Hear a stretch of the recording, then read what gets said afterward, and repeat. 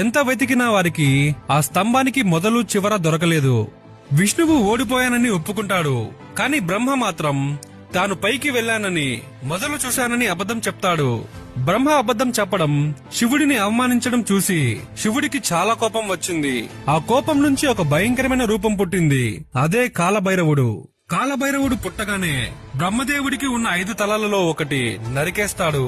దానితో బ్రహ్మకు 4 తలలే మిగిలాయి. బ్రహ్మ అహంకారం అణిగిపోయింది. ఈ విధంగా కాలభైరవుడు శివుడి ఆగ్రహం నుంచి పుట్టాడు.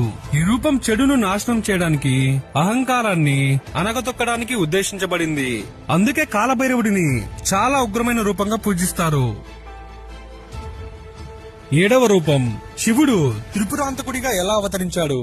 పూర్వం త్రికుటాచలం అనే ప్రాంతంలో త్రిపురాసురులు అనే 3 రాక్షసులు ఉండేవారు. వారి పేర్లు తారకాక్షుడు, కమలాక్షుడు, విద్యున్మాలు.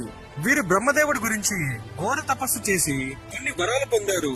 వాటి ప్రకారం ఒకే బాణంతో ఒకేసారి 3 లోకాలను నాశనం చేసే శక్తి, అలాగే ఎవరూ వారిని అంతం చేయలేనంత బలం వారికి కావాలని వరం పొందారు.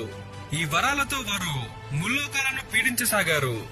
వారిని సంహరించడానికి దేవతలందరూ కలిసి శివుడి దగ్గరకు వెళ్లి వేడుకున్నారు.